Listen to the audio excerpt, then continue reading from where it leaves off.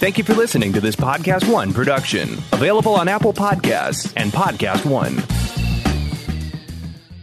There is a place that is spoken about only in whispers. A dark area that spawns the beginnings of urban legends. A place where anything can happen and usually does. During the light of day, it hides just outside of view. But when the sun goes down, spirits, creatures of the night, roam free, and things do go bump in the night. It is in every state and every country, and there is no escaping it, no matter how safe you feel behind your locked doors and latched windows. So we invite you to turn down the lights and turn up your radio while we join Dave Schrader and Tim Dennis, your hosts, on a journey into the darkness on the edge of town. Hello and welcome. You're tuned into the best in paranormal talk radio. This is Beyond the Darkness. I'm your host, Dave Schrader, sitting over at the Supernatural News Desk, Mr. Tim Dennis. Hello, Tim. Hello. Hey, tomorrow, Steve DeShavi from the hit TV series The Dead Files on Travel Channel. He's going to join us. Looking forward to it. Yeah, it'll be our first time, believe it or not, 13 seasons, our first interview with Steve DeShavi. So it'll be nice. We'll find out a little bit about the upcoming season. Season 11 began just the other night, Thursday night, on the Travel Channel. And they've got some great episodes coming up. It's an interesting show, and I think people are going to enjoy it, especially 11 seasons in now. You got to give credit to, a show where credit's due. Mm-hmm. I think it's got to be one of the longest running paranormal shows out there. Most definitely, yeah. I know Most Haunted's been around forever, but they come and go. They're around for 4 or 5 seasons, and they vanish for 2 or 3 years, and they're back for 4 or 5 seasons. So I don't count that as much continuously. Right. Ghost Adventures, I think the reigning king of paranormal programming right now. I think they're on like season 15. Something like that. Yep. Ghost Hunters wrapped up, I think, at around season 11 or 12. They're currently doing season 11, filming season 12 for the Dead Files. So, they've definitely got some stay and pull, and people love the show. Mm-hmm. People I talk to that watch it absolutely love the show. So it's going to be good to check in with Steve and catch up with him. We've got Supernatural news. I got to tell you, though, Tim, before we jump into Supernatural news, mm-hmm. I've taken a lot of heat over the booking of our weather guest a few weeks ago. Really? A lot of heat. Well, here's the funny part. First of all, I want to address one thing. Sure. It's easy, and I understand. Tim and I are audiophiles. When there's an annoying noise in the background, it's irritating. Mm-hmm. And during the interview, it was his fire alarm that was kind of beeping like a battery was going bad. Yeah, smoke alarm. Yep. Right. This guy is things are rough in his life. Mm-hmm.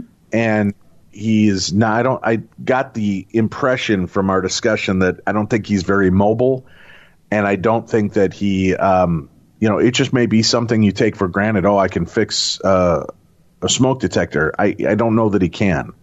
So it was irritating. I understand the audio level of it, but the story itself was interesting. Now, again, we can nitpick, and I almost considered removing the whole part of the soda pop controversy from the beginning because, it's one of those things. There's a spoonful of great information, but it's coupled with misinformation. Right. His claims of what the soda pop could do, and it was Pepsi, I think, specifically, right? It was Pepsi and Mountain Dew, and it was the caffeine citrate part of it that was intriguing, and that's the part we were going for. Right. Now, he kept saying that, because of what they uncovered, it's no longer allowed to be advertised on TV. Maybe he's having a Mandela effect moment. I don't know. But the caffeine citrate is very scary when you look at what's, the information is and what's out there. Mm-hmm. So that part of the story was great. Then when we got into the weather control, the people have been writing, this guy's a effing lunatic and a moron. I can't believe you gave this guy credence. I told you, and Tim mentions it on there. Tim was watching and researching the websites this guy was talking about. I was Googling. As soon as he mentioned something on Google, I Google right behind him. Right. And And you were able to corroborate. So this wasn't a bunch of nonsense. Well, okay, maybe the guy's just very proficient at knowing weather patterns and he was trying to take credit. But he said he would continue pummeling the East Coast and especially D.C. area and all of these things. And I got to tell you, for all of the hate mail we got, I've had a pretty big assortment of people writing me holy shit emails as well. And I don't know what else to call them. But like this guy, this email. Dave and Tim, I'm a truck driver, and I listen to your show regularly. I've never written in before. I listened to your show the other week where you had a guy on who claimed he could control the weather and said he was targeting Washington, D.C. Like most people, I assumed he was either A, a flat-out liar, or B, a paranoid schizophrenic, especially when he started talking about having other people's memories implanted into him and being overdosed on fluoride. Anyway, today I read an article saying how D.C. is flooded. I saw the pictures that really show the devastation. My entire lifetime, I don't recall D.C. ever flooding, right? And never thought it was prone to such an issue. I'm starting to think that guy might be onto something and isn't actually batshit crazy. That comes from Stephanie. Washington, D.C., this one comes from Andy. Hey, dear Dave and Tim, I saw the news today about the flash flooding in D.C. and remembered the guest you just had on. I was completely convinced he was nuts, but the headline caught my eye and made me rethink this. Still think he may be crazy, but thanks again for all the laughs and making me rethink everything every time I listen. And that comes from Andrew from Ashby, Massachusetts. Washington, D.C. area hit by flash flooding, leaving drivers stranded. Came from iNews and Apple News. But I've received a lot of emails about that. People that, are thinking that it sounded completely batshit crazy. And now here they are seeing what's happening, looking into the places and realizing it's not letting up, that it's becoming exactly what he said it would. Even if you take the precipitation maps that he was talking about, and if you do just 5 minutes of research with those precipitation maps, go back 30 and 60 days, look at those precipitation maps, everything is focused right on the East Coast, right at Washington, D.C., right where he said it was. So even before the floods in Washington, D.C., everything he said was exactly the way he said it. So you can sit there and say, well, maybe he was looking at those maps before he got on the show. You can sit and try and debunk that, but then the DC flood happened. Right. So and here's the deal. We asked, now I'm starting to feel a little bit of bad juju for that. I asked on the show, well, what can you do for me? Right, the old Janet Joe, what have you done for me lately? Yeah. What are you going to do? What can you prove to us this is going to happen? And he told us, keep an eye out. Well, I'll tell you what, and we mentioned this. This was last weekend, right? Or the weekend before. Mm-hmm. Well, we were expecting a 70-degree day, 70 to 80 degree Sunday. Supposed to be beautiful. As a matter of fact, my wife got up that morning, went out and washed the car, and she's one of those anal retentive weather map followers, and had looked it up, and we were 80 and sunny for the day. She went and did the car wash, and within an hour, the sky started turning black here in Minnesota. And we just started getting really weird storms. And that night I ended up doing like a Q&A on Facebook because I was watching out the window at this lightning storm that went on forever. And you remember he kept talking about the flashes of light and how that's an important part of what he's doing. Well, he had told Tim and I, hey, send me a pizza. Nobody ever is willing to do anything for me. Send me a pizza. I'll show you guys a sign. We legitimately sent him a pizza after the show wrapped up. Feeling bad for the guy because he's having a rough time. And I can't explain that storm. And a couple of things I looked into, it wasn't on the radar or wasn't supposed to come through here. And we got it. Now you could just chalk that up to Minnesota meteorologists suck balls. That's, they'll tell us we're not going to get snow today and we get 32 inches, or they're going to tell us we're going to get 32 inches and we don't see snow for 2 weeks. Right. So it could just be that, our meteorologists need to be replaced. Or it could just be that there really was something interesting that blew up overhead for no reason. I can't explain it, but I wanted to address that. And you know what? Here's the deal, folks. in this show, we explore different topics and different guests. Some of them are going to sound, and probably to many of you, many of them are going to sound absurd and insane. What I take a little issue with is kind of the way you guys write to me and Tim about it. It's, I love the show, but you guys are wasting my time with that guest and blah, blah, blah. Well, I know this can be hard to believe, but that one episode was not made just specifically for that one listener. I don't know if they figured that out yet, Tim, but we're trying to broad scale this whole thing. We're trying to find people that make these claims. And yes, sometimes the most ludicrous claims are worth examining. When nobody else is paying attention, what if we do pay attention? What can we find? What might be out there? Maybe we're talking to a lunatic. That can be entertaining as well. But what if the lunatic says something and it begins to happen, which is the case in this story? So, I just think we can't always throw the baby out with the bathwater. And I've tried to look in this last year into some more bizarre and obscure claims and cases, because everybody's culling from the herd of all the new books that come out, all the new TV shows that come out, all of the things that you can, find elsewhere. We're trying to give you guys some interesting characters, stories, and histories that aren't being covered on every other show. So, from time to time, we're going to have a gold mine. From time to time, we're going to hit sawdust. It happens, especially in 13 years of doing this and trying to keep it fresh and bring you new content. So please be patient with us. We'll always do our best to try to make the best of the episode and bring it to you. But, and of course, then we're going to be delivering some great shows. We've got Steve DeShavi from Dead Files this week, Ben Hansen from the Ghosts of Morganstown and Factor Faked will be with us next week on the show. So we've got some other great guests lined up that'll be coming to visit with us and talk paranormal and strange situations. But if you have a lead on somebody that has a unique story that hasn't been played out, we want to hear it. You can email me, dave@darknessradio.com. That's dave@darknessradio.com. And share it. Share their contact information, their story, and, maybe we'll feature them as well on an upcoming episode. I'm sure at one point or another, every one of the stories that you guys have come to love, at some point people rolled their eyes and thought was crazy. And had we not been willing to entertain this, we wouldn't have had shows like the famous Is My Baby Save It? Mm-hmm. Mm-hmm. Right? Or the Planet Serpo debacle. That's right. Right? Yeah. You've got to, sometimes you find the gems amongst the junk, and that's what happens. So just, thank you for all of you that hang in with us and are patient and sweet. But, in the future, just when you write to us, if you have a point to make, I can tell you this, making it politely is often better received than calling us morons or jackasses or swearing at us for wasting your time. The beauty is you've always got the power to turn it off and just wait till the next episode or dig back into a favorite episode.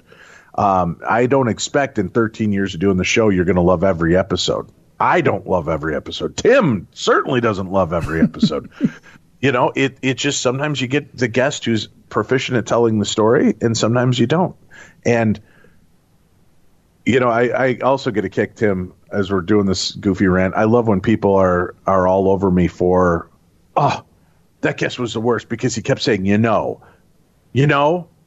saw this, Dave, and there was this actual happening, and listen, it can be an irritating tick in their conversation, and not everybody is meant to be a public speaker. You got to remember, a lot of times these people are putting themselves out there, and they're being open and honest with us. At least they're trying to be, and it could be very intimidating. And sometimes we fall back on crutch words and statements, and that's going to happen from time to time. So try again. When hearing these stories, if they were too polished, you would have trouble believing it. If they're stumbling and bumbling, you hate them.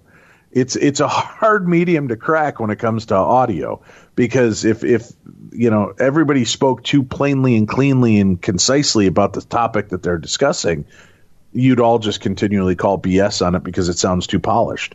But then you also have to realize on the other side of it, you're going to have the people that are not as well spoken. And how many authors have we had, Tim, who have written amazing books and they've got the personality of wallpaper paste? Oh, a lot of them. You try to talk to him and interview him, and it's like, oh my God, this is so painful. This story is amazing. How are you making it seem so laborious? But that's the give and take of the situation. The dangers of long form interviewing are this, and that is, like you mentioned, not everyone's going to be polished and amazing when it comes to a long form interview. That's just the nature of the game, and more people than not are going to be a little rough around the edges when it comes to a long form interview.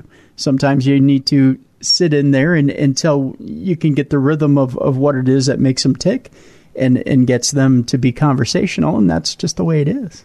Well, you guys need to vet these guests more. We do. We vet the guests. We talk to the guests. Sometimes they're personal friends of ours, but it's kind of the old Cindy Brady scenario. Remember that episode when she's fine and dandy until the light goes on top of the TV camera and she freezes? And these people are great. And there are times Tim and I are sitting here chatting between one another during the interview going, what happened to this guy? We talked to him for 20 minutes and he was full of life and energy. But then they get so focused on making sure that they tell the story and do it the right way that a lot of times they lose that energy or that charisma because they're so worried about getting through the whole story that they no longer let their personality be a part of it. So it's a give and take. We do our best with what we've got. We'll continue to bring you the best. And hopefully, again, you can glean some things, because I think even in the worst case scenarios, some of the worst stories have really been the most entertaining for me to listen to and to do the interview, because you get a chance to see into the brains and the thought process of some of the people and why they believe what they believe. Very true. Very true. Yeah. Hey, they're casting a new series exploring the unexplained. They're seeking people who have had real encounters with the paranormal, folkloric or unexplained. They want to hear your stories about an unbelievable event or series of events centered around something that might seem completely crazy to anyone who hasn't experienced it for themselves. They want to dive into the incredible stories no other show has dared touch. Ghosts, aliens, Bigfoot, cryptids, and more. The new show aims to provide a platform to tell your true story. From an award-winning production company, they are looking for people to tell their stories for of the unknown for a new TV show. And they're currently seeking people in and around the Southern California area, and other U.S. locations are potentially considered. But if you have a story to share, a unique, bizarre story to share, you can email them at unexplainedcastings@gmail.com. That's unexplainedcastings@gmail.com. Be sure to include your name, age, location, and contact information. You must be a resident of the United States and at least 18 years or older to be considered. And they'd like you to submit your stories no later than August 31st, 2019. Again, email them at unexplainedcastings@gmail.com. If you have a story that wants to be told, needs to be told, then make sure you reach out to them and get that up and running. All right, speaking of up and running, Mr. Dennis, where shall we begin today's program?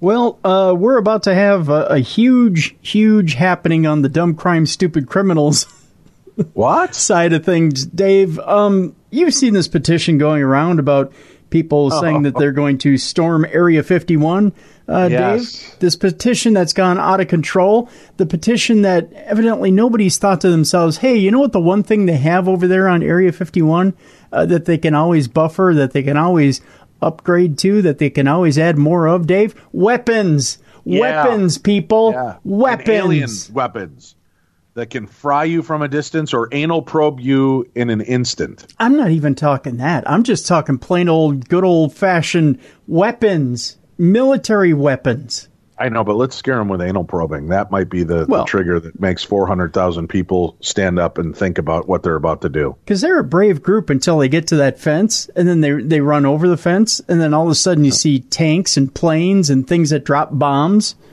coming at you, and you'd be surprised. Here's the thing, though. Are they really going to be brave? Just because 400,000 goofballs have written into this petition that they'll be there, how many do you think are going to show up, Tim? 20,000, if that. Really? Yeah. You think 20,000? Yeah, maybe. I think 20, that's high. You think that's high for the number? I could see if 400,000 people said they're going to do it, I could see 10 to 12,000 maybe show up, which is still a sign of might. That and is. Certainly, we'd love each one of you to subscribe to our program. But the idea that 400,000 people are going to storm Area 51 seems pretty bad. And then here's the other thing. You're telegraphing it. So if the government were worried, they might just move everything over to Area 52. Oh, they don't even have to. Well, I mean, do you know how small? All right, come on in. Look around. Nothing here. That's it. Because you don't even need to go battalion for people. So if they think an insurgence of 10,000 people is coming in, they thought 10,000 people were coming up to from Mexico to the southern border. They didn't even dedicate 10,000 troops to the southern border. So if they think 10,000 people are coming over to Area 51, they would just dispatch 5,000 troops. Maybe that. 5,000 troops to Area 51, and they'd break out a few nice planes and helicopters and say, all right, boys, light them up. And that would be it, because there's nice signs right there on the fence that say, come on across, and you subject yourself to whatever we deem necessary, whatever force we... They can't stop us all, Tim. They can't stop us all. Let's go. They can, Everybody Dave. in the front, you start running, and I'll be behind you. They can stop all of you, and I guarantee they will stop all of you. There's signs. There's signs. They can't stop us all. There's 400,000 people, Tim. Let's let the people in front go first, though, to be the martyrs for our cause. The minute the first 1,000 or two get blown up, the rest of them turn tail and head for their cars, I'm sure. And then those of us in the rear get stomped to death by the people running away. You're right. That's right. All right, so tell me the story. What's going on? So if you've ever wondered whether we're alone in the galaxy, you're no space oddity. However, over 379,000 people have signed up onto a Facebook event pledging to raid Area 51 in southern Nevada in an effort to see them aliens, that's in quotes. An additional 396,000 respondents marked themselves as interested on the event page as of Thursday night. Interested, Dave, as in, I wouldn't exactly book an airplane ticket. If we Naruto run, we can move faster than their bullets, the event description says. Oh, they ain't using bullets. Making a humorous reference to a Japanese manga character known for running with his arms stretched out backwards and his head forward. The page invites respondents to convene September 20th at the Area 51 Alien Center, a combination diner, convenience store, and brothel in Amargosa Valley, Nevada, about 90 miles from Las Vegas. Yes. Do you think you can stop into the brothel and be like, I don't know if you could throw me a free one, but I'm about to become an American hero. I'm going to storm Area 51. I'm about to become a martyr. How about it? Could you throw in a meat stick and a slushie? Though the event is months away, social media users have already begun to speculate about what might be inside the highly classified Air Force facility in the Nevada desert. The facility has long been the subject of conspiracy theories, with many speculating that it could be the government's hiding place for secrets about aliens and UFOs, but those hoping for an extraterrestrial sighting might want to look elsewhere. Nevada only ranked 13th in the country for unexplained aircraft sightings. Washington State was first on that list. And as far as aliens go, stranger things have happened. An incident from 25 years ago in which hundreds of people reported seeing UFOs along Lake Michigan remains unsolved. The event's organizers might not be as eager to discover if the truth is out there, though. One post on the page detailing a game plan for the event included a disclaimer on the bottom. Hello, U.S. government. This is a joke, and I do not actually intend to go ahead with this plan, wrote a Facebook user named Jackson Barnes. He says, I'm not responsible if people decide to actually storm Area 51. So already... Aren't you, though?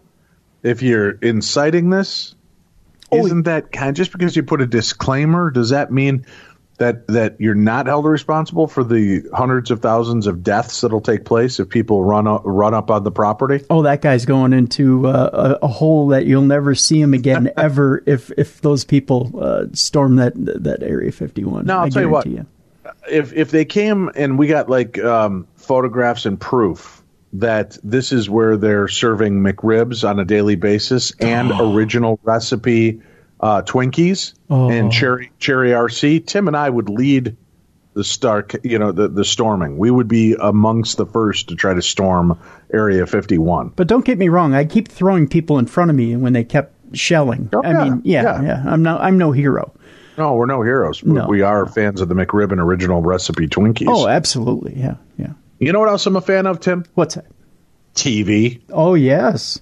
Pluto TV. It's the leading free streaming television service. You can watch over 100 TV channels and thousands of movies on demand.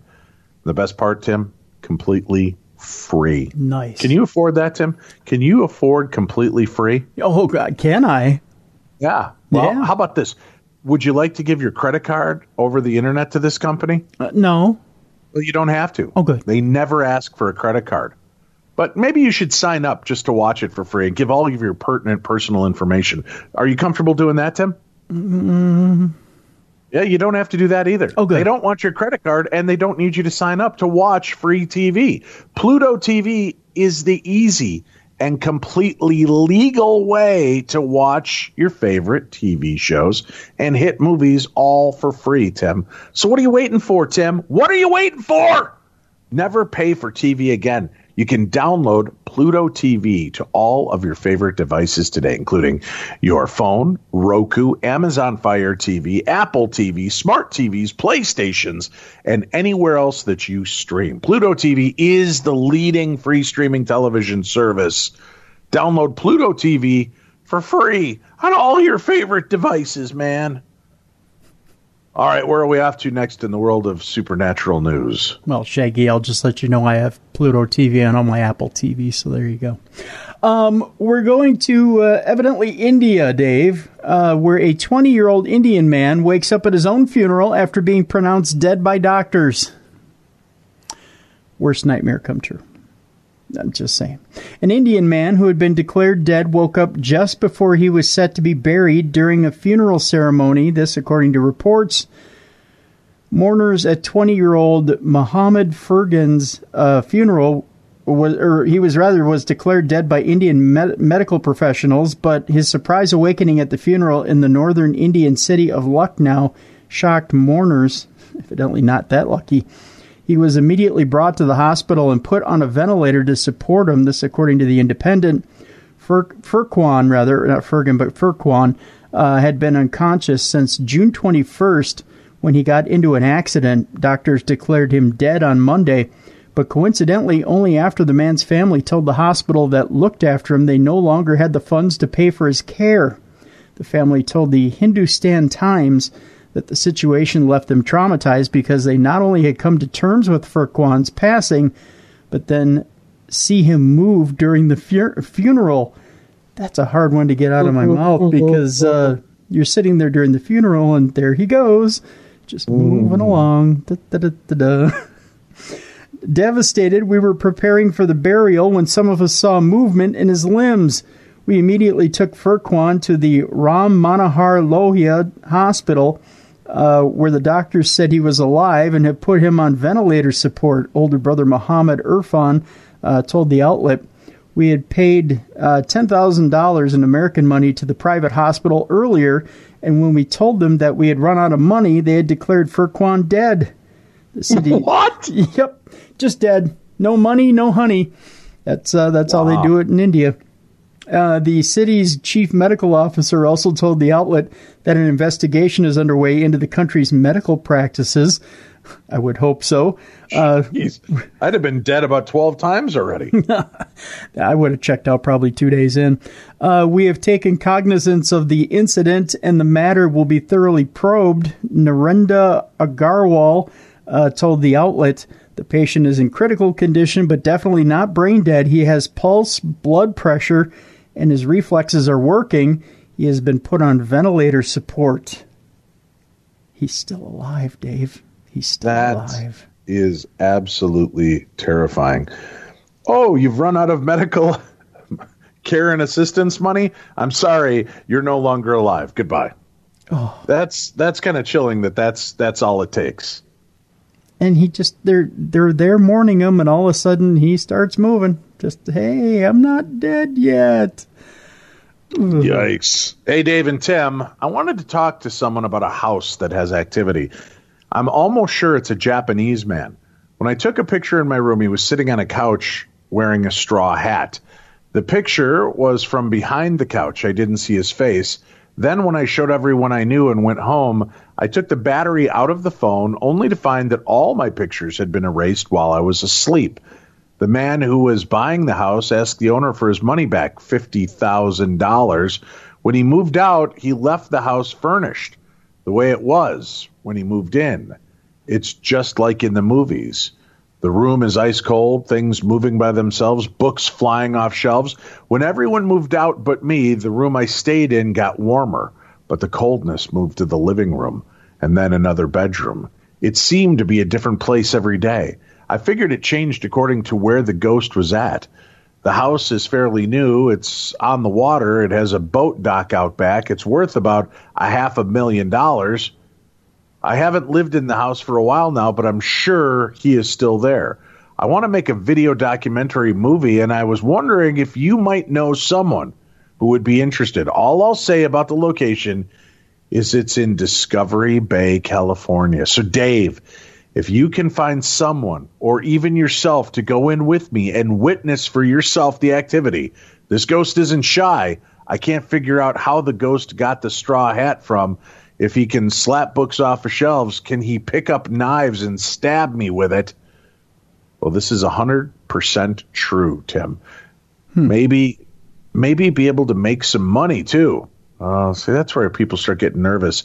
Either way is fine with me. When I first saw something move on its own, I felt like I won the paranormal lottery. But ever since it happened, I've been getting as close to my Lord and have been trying hard to be the best man I can, knowing that afterlife is real, and I bet hell is too. So my goal is to get to heaven, and maybe this ghost has just saved my soul. Okay, Dave, what's your thoughts? Get back to me as soon as possible, please. My thoughts are, if you're worried that this ghost might start chucking around knives, I ain't coming to check it out. I ain't going to do it. Maybe Tim Dennis. Tim, what do you think? You want to go? Should I send you, Tim? Are you ready to head in? Tim, are you the man for this job? Is there an advance on this so-called riches and fortune on this documentary? There's none, Tim. Okay. It's a documentary. Because I would need to buy life insurance ahead of time. So that ain't going to happen, buddy. Yeah. I think it's going to happen. I think I'm tapping out then. Yeah. Really? Yeah. You big wuss. Oh, I just need to make sure that my relatives are taken care of before I come out there. All right. Yeah. Well, that's it. I don't know. It sounds weird. I'll forward your email, but to a couple of people I know, but I make no promises and don't call and harass me or email me wondering what's going on, because I don't know. I can only pass it on to the people that do that job. Tim and I, we're just lowly radio show hosts. Yep. That's it. Mm-hmm. All right. Let's get back to it. Supernatural news. Where are we going next? Well, we're talking about what really landed in Roswell as weirdest conspiracy theories are exposed. Dave, on July 7th, 62 years ago, something strange happened in Roswell, but no one has the facts as to what. That, according to this article that I'm about to read you now. On July 7th of 1947, a mysterious object crashed out of the sky at Roswell, New Mexico. The next day, the small town's local paper reported that a flying saucer had been captured by the Roswell Army Airfield, and one of the world's most enduring conspiracy theories was born. The rumor that an alien craft had crash-landed in Roswell even seemed to be backed up by the authorities. The official Air Force press release reported that a flying disc had been recovered, and ever since, the most famous alien landing has captured the imaginations of conspiracy theorists across the globe. Despite the U.S. military insisting the object was nothing more than a normal weather balloon that had crash-landed, the rumors wouldn't die down.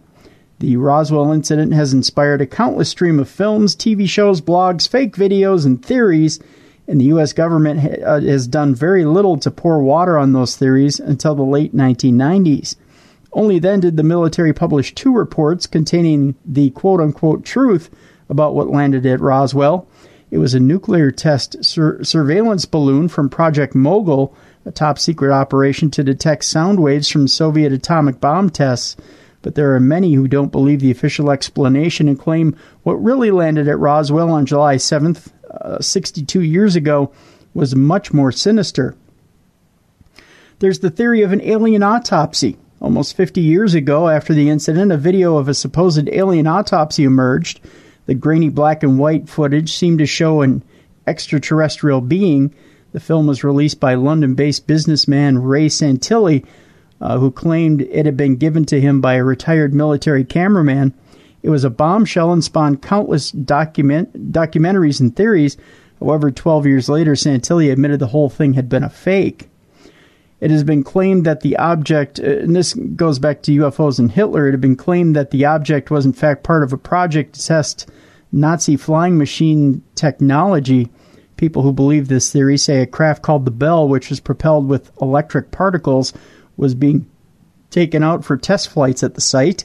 It has been claimed that the technology behind the aircraft had been the peak of Hitler's plans for world domination, and it was still so sensitive it had to be kept secret even today. German engineer George Klein said, "I don't consider myself a crackpot or eccentric or someone given to fantasies. This is what I saw with my own eyes, a Nazi UFO." There's the theory of a nuclear cover-up. The first mainstream conspiracy book to be published about the events at Roswell hit the shelves in 1980. The Roswell incident claimed an alien aircraft had been flying over the desert, observing U.S. nuclear weapons activity. But while it was carrying out this covert mission, it was hit by lightning and crashed, killed the unknown creatures on board. Authors Charles Berlitz and William Moore insisted they had interviewed more than 90 witnesses, and the event had remained secret because of a government cover-up. There's the theory of 2 crash sites and aliens in custody. The book Crash at Corona claims there was not one crash at Roswell, but 2 of them, with a second flying saucer also hitting the Earth. Authors Stanton Friedman and Don Berliner also claimed in the book that the 2 aliens have been found alive and were now in the custody of the U.S. government. There's the corporate alien theory. One of the wilder claims, which has been largely discredited, claims that the materials pulled from the crash site were given to private industry. Written by U.S. Army Colonel Philip J. Corso, the book claimed that he had been conscripted into a top-secret government program involved in retrieving the debris from the crash. Corso also claimed the world was at war with aliens, but that Earth was winning that battle. There's the underground alien battle, where witnesses have even come forward to claim that there was a huge battle between U.S. Special Forces and extraterrestrials. Theorists say aliens had set up a massive underground camp, and that as many as 60 troops and locals were killed in the huge firefight. Civil engineer Phil Schneider made the claims after he says he himself was confronted by the alien greys and managed to shoot 2 of them to death. And there's the egg-shaped aircraft. Retired Special Agent Richard Doty has not only claimed aliens did land at Roswell, but also claims he knows exactly what was found. In the Netflix documentary Unacknowledged, Richard says the aircraft the ETs landed in was egg-shaped and that the aliens were found inside. He said they were around 4 feet tall, and while several were badly injured, there were survivors. And those are your theories. Dun, dun, dun! There were survivors, you say, Tim. There were. Survivors! And they've all gone on to work in the White House. No, I'm kidding. No. Wow. No, I don't know. I heard they got their own TV reality series. They did. They got a great deal, too, unlike most of us. Yeah. Hello, my name is Kara. I don't know where to start, so I'll just jump right in. That's how this email begins to us, Tim. Oh, okay. Growing up as a kid in Texas, my land and home were very active. However, the only thing that scared me was what I called the closet ghost. She terrified me. She made every alarm in my body go off. She would turn water faucets on and off and just make me very uncomfortable. Fast forward about 15 years. My family no longer lives on that property, and the people who bought it abandoned it. I now have 2 small children, and my oldest, who is 3, came to me crying and shaking because the witch was yelling at me. I asked my aunt, who is a medium, and she described to me a creature that looked like a woman, but she didn't think was actually human. She has hair that always looks wet, and she looks incredibly pissed off. Her eyes don't look normal. They're completely black. She was yelling at me to come with her. So she felt that this thing has a relationship of some sort with my mother. My aunt also kept hearing the word belladonna. I should tell you that my mother is a witch. She will tell you she only does white magic, but I can guarantee that's a lie.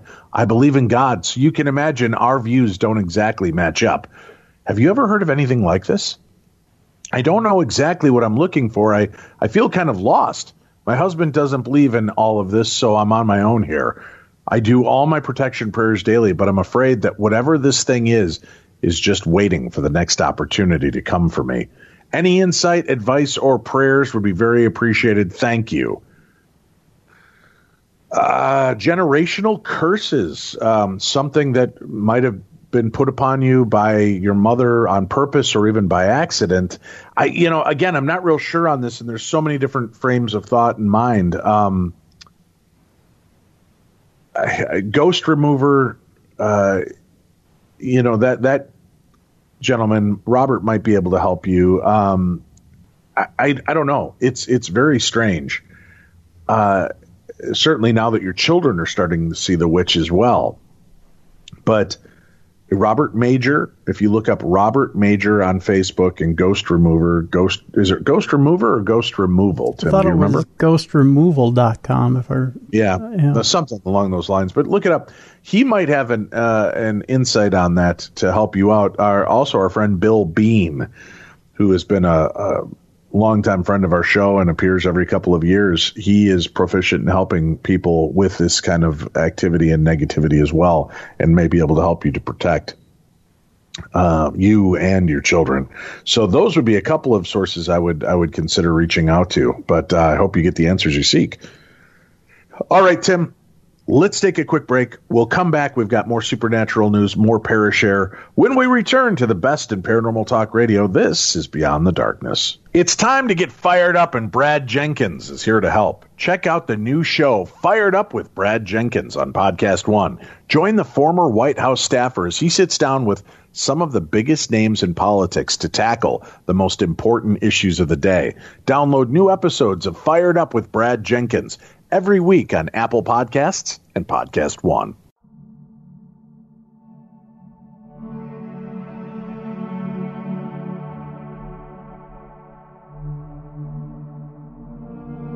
Beyond the Darkness.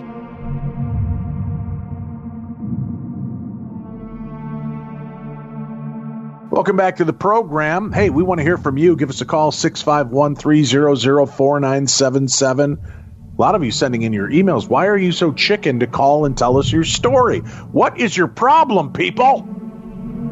We want to hear your encounters with the strange and supernatural. It's our Voices from Beyond voicemail, Tim. Tell them how much they have to pay to leave us a voicemail, Tim. Tell them how much. $46 a minute. It's not true. It's free, Tim. It's completely free. Tell them what the eventual cost to their soul is for calling and telling us their story. Eternal damnation. That's not true either, Tim. Not at all. Actually, it frees your soul. Oh.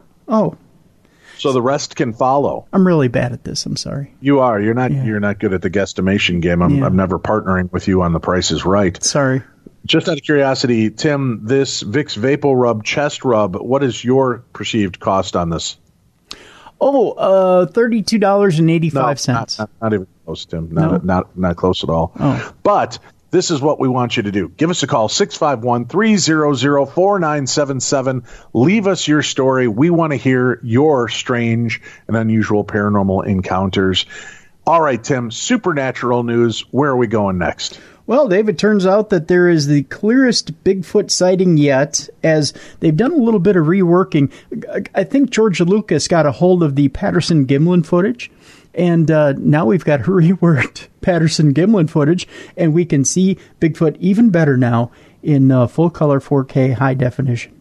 I've seen this footage. Jesus, dude, I'm telling you, this thing should be progressively getting crappier looking And now that they've been able to stabilize the video and clarify it, okay, well, yeah, here's the deal, Dave. If they can stabilize and clear it, that means that they can alter the image and through CGI make it look more realistic and lifelike. You're right, they could, and I don't know why I talk that way, and you make a very good point, whoever that sarcastic voice was I was just channeling. Yeah, but the fact is, I think it's real, dude. I honestly believe in Patty. I'm going to get a T-shirt that says that. I believe in Patty. And Patty appreciates you for that. Whoever Patty is. Just saying. She's the Patterson Gimlin. Oh, okay. Yeah, they call her Patty for short. Oh, I thought maybe Patty was your Irish nanny or something. You what? You thought? Don't think, Tim. Come on. You know better than this. Sorry. The most famous footage ever recorded of Bigfoot, like Dave was talking about, has been given a monster makeover. Thank you, Lucasfilms. Just kidding. They didn't do it. Oh, okay. And it is now more convincing than ever before. Digital wizards have transformed the grainy clip captured in 1967. Why is Bigfoot carrying a lightsaber? That's what I want to know. Oh, damn you, Lucasfilms. Yeah. Skywalker Ranch is behind this. Yep. And some believe it is the best evidence yet that the mythical beast is the real deal Holyfield. The kids still say that? I don't think any kid has ever said that, but go on. It did back in the 90s. It may only last for 59 seconds. Oh, the Patterson-Gimlin film doesn't have staying power, if you know what I mean. But the Patterson-Gimlin film is one of the most heavily scrutinized clips ever produced. Now it has been transformed using 4K technology to reveal even more details of the supposed mountain giant. More than 50 years after it was first filmed, Cowboys Roger Patterson and Bob Gimlin read headlines of unidentifiable footprints and were navigating Bluff Creek in California State on horseback with a 16mm Kodak camera. Their search paid off when the pair say they discovered a gorilla-human hybrid walking along the creek bed just 30 meters in front of them. However, the relatively poor quality of the footage left many asking whether or not it was genuine or an elaborate hoax. Almost 5 decades have passed since the footage was captured, and it has faced heavy scrutiny from skeptical scientists, forensic analysts, and special effects experts. But despite the great attention, the film is yet to be conclusively proved real or fake. Now experts from Bigfoot AI have given the footage a high-definition makeover, wowing Sasquatch fans around the world. After seeing the clip on YouTube, Pre-Uni, that's the name on YouTube, wrote, "You can see the leg muscle jiggle when it steps. There's no way that's a dude in a suit. It's too much detail. It has to be real." Green Wave added, much of this detail... Wasn't that your solo name in college when you would perform at Bub's? Dude in Suit? Pre-Uni? No, dude in Suit. Oh, Dude in Suit? Oh, yeah. Oh, I thought pre-uni. I used to also call myself the kickstand. That was my other one. Yeah, I was quite proud of myself. Green Wave added, much of this detail has already been described, but I must say that this is some of the best work and employment of technology that I have seen on this wonderful film. Glow with 2 W's, because why wouldn't you? States, what jumps out at me after having viewed the traditional footage for decades is the stride and gait seems to reveal a great amount of weight and bulk in the figure. That's no way to talk about Bigfoot. I'm sure Bigfoot has gone to Weight Watchers and looks just fine. Bigfoot has feelings, you jerk. I don't think he needs to lose weight. He looks good just the way he is. Yeah, he's just fine. Don't body shame Bigfoot. Jesus. The polished footage emerged just weeks after the FBI documents confirmed it was once called in to probe whether or not the legendary creature was actually real. The top secret papers disclosed scientists from the organization even carried out scientific tests on hair or fur said to be from the mythical ape man. Peter Byrne, then the director of the Bigfoot Information Center, wrote a letter in 1976 asking that the FBI set the record straight once and for all. His call came after it was reported the Bureau had analyzed hair or fur that was not identifiable as that of any known creature on this continent. They then came up with the $6 Million Man special with Bigfoot then, I think is how that happened. They invited him on, he came on, he did a guest appearance, and then it was all solved, then Bigfoot was real. This obscure reference is brought to you by Pluto TV. Download Pluto TV to all of your devices now for hundreds of free streaming television and thousands of streaming movies. You saw that episode, didn't you? Dude, there was multiple episodes with Andre the Giant as Bigfoot on the $6 Million Man. I know, but it's an obscure reference lost on 90% of our audience now, Tim. That was real. That was really Bigfoot. That wasn't Andre the Giant. Well, he was a Bigfoot. If Bigfoot ever did exist in human form, it would be him. Oh, yeah. Yeah. Yeah. Yeah? Mm-hmm. All right. Was that the end of that? That was the end of that. Oh, well, why didn't you say so? Could have just said, hey, Dave, that's the end of that. Hey, Dave, that's the end of that. Hey, Dave. In 1976, my parents built a new house on 2 acres in the country. We were all excited, and as kids, we thought it was way cool that our parents have a say in the design and decoration of our rooms. As a 12-year-old, don't ask me about my room. It was cool, but you can imagine what a 12-year-old boy wanted. 12-year-old girl? I don't know. Anyway, shortly after moving in there was a series of strange occurrences that began happening. Mom put her tennis shoes on the washing machine to wash, and when she came back, they had been replaced with children's tennis shoes of a different style. Our dogs would stare at a place at the ceiling and start walking around the house looking up.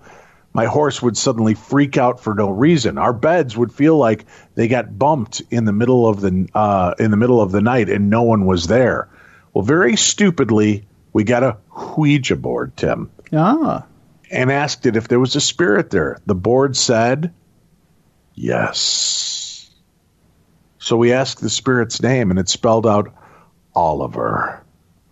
As the presence never seemed malicious or malevolent, we pretty much decided to leave it with it and its pranks, of which he pulled more than a few. Not all of the time, but from time to time he'd mess with one of us. One example, one day my Samoyed was sitting next to me and suddenly freaked out, running around the house playing with nothing. I watched for a bit and finally said, Oliver, BJ, you two settle down. I'm trying to watch TV. And BJ came back to me and laid down, grinning happily. So, that'd creep me out if a dog just comes up and starts grinning at you. Oh, God, yeah. Yeah, I feel like you're going to eat me in my sleep, aren't you? My sister, who was driving at the time, could hang her car keys on the hook in the kitchen. I watched her do it more than once, and then they'd simply disappear. Many was the time we frantically looked all over the house to find them, only to sometimes a short time or sometimes an hour or so later, they'd be back on the hook. My horse did not care for the ghost Oliver at all, and one day, when my horse was freaking out in the paddock, I yelled, Oliver! He's going to hurt himself. Quit scaring him. And he started settling down. I suppose the freakiest and most frightening thing he ever did was when I was 16. I was alone one night, and being all tough as a 16-year-old can get, I decided to watch The Exorcist. I got my popcorn and my Dr. Pepper. I pushed play and settled in to watch. Suddenly, the recliner I was sitting in started shaking violently. Not hard enough to throw me to the floor, but enough to get my attention. Being young and stupid, I decided to ignore it, so it got shaken again. I said, Oliver, cut it out. I'm trying to watch a movie. Generally, telling him to cut it out made him stop. What happened next got my attention. The TV turned off and the video ejected from the machine. I sat there, stunned and finally said, okay, Oliver, I won't watch it tonight, and picked out another movie to watch. My senior year, I started dating a girl whose mom had passed away. About a week after we went public, the guy that had taken her out a few times before me stopped me in the hall and said, man, just watch out because weird stuff happens at her house. I asked him, like what? And he said there were always weird noises. And the night he told me he wasn't looking to get serious as he left a tree branch broke off over his head and nearly fell on him. I shrugged it off thinking he was just messing with me, as while we weren't enemies, we weren't exactly friends either. Just an aside here for perspective, Mom had passed and Dad was never around. So it wasn't unusual for her and I to have the run of the house anytime we wanted it. Shortly after we started dating, I went to pick her up one Friday evening, and as is typical, she wasn't ready. I took the time to look at pictures on the mantle, and there were several of her mom. Suddenly, I felt a hand on my shoulder, and when I looked around, there was no one there. Having dealt with Oliver before, I did the only thing I could think of and say, Miss, you were very beautiful, and I'm sorry you had to leave too early. I felt the hand pat me on the shoulder, and that was the end of that event. Over the course of the next year, it wasn't unusual when it was time for me to go home for my keys to go missing. My car wouldn't start, which was inexplicable because I kept my car in top-notch condition. The TV tried to turn on suddenly when things were getting a little steamy. We were alone, but we always knew her mom was around and watching. See, now that's creepy to me, Tim. That's kind of freaky, yeah. Trying to get your little bow chicka wow wow on, and your ghost mom is watching. Talk about performance anxiety. Well, I don't like being judged, Tim. Unless you're into that sort of thing, then that's kind of freaky too. You know. Well, there is, momanddaughter.com videos, I've been told. You've been told. One day when her dad was on a business trip, a woman approached him on the street and stated that his wife had passed recently. He said that, yes, she had. She then told him that if he brought another woman into that house to live with his wife's hurt and anger would invite bad spirits into the home, and they could haunt the house beyond habitability, Tim. Habitability. Sure. I can say that word. Yep. Habitability, Tim. Beyond habitability. You say that word enough times. Habitability. It doesn't even sound like a word. Habitability. It sounds like I'm scatting now. Habitability. Boom, boom. Habitability. He told us about it and kind of laughed it off. My girlfriend and I weren't so sure it was funny. Shortly after he started dating a woman that none of us could stand but him, she immediately started trying to take over as mom and bossing all of us kids around. And then things started getting weird and quite frightening. Her sister had a dog that was very well behaved, extremely smart and quiet. All of a sudden, it would go into fits of aggression towards walls, ceilings, the garage, or in the yard at night. He was a good Doberman, but he was obviously not too happy with something. He was used to the pool in the backyard and could swim like a champ. Well, one night, after a particularly vicious outburst, we got him calmed and into the house. The next morning, we found him floating in the pool. By now, she and I were starting to seriously consider calling the local Catholic Church, but we were just kids. Who was going to listen to us and take us seriously? We figured we were safe because her mom had always been there, and for the most part, it felt like we were protected from direct physical attack. So one night, she and I and a friend of ours was a rather effeminate guy from high school. We all went out and had some dinner, played some putt-putt, and came back to the house. When we walked in, there was a jar of pickled pig's feet on the refrigerator. I joked that her dad must have caught Jody. Those of you who have read the Amityville Horror get the reference. As soon as the words were out of my mouth, a noise came from the garage. It sounded like someone was tearing the walls down.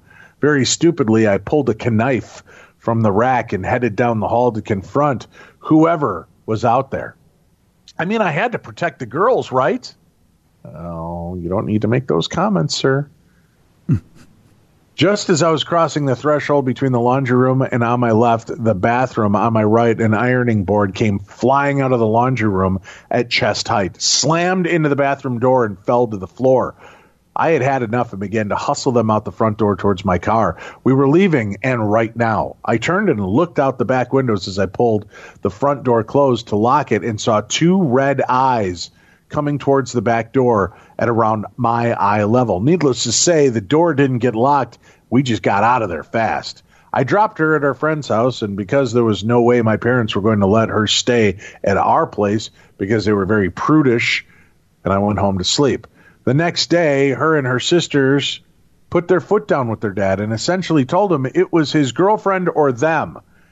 He wasn't serious about her anyway and sent her packing the next day. The girl and I dated for another 6 months or so, but we both realized it wasn't going anywhere, and we parted amicably.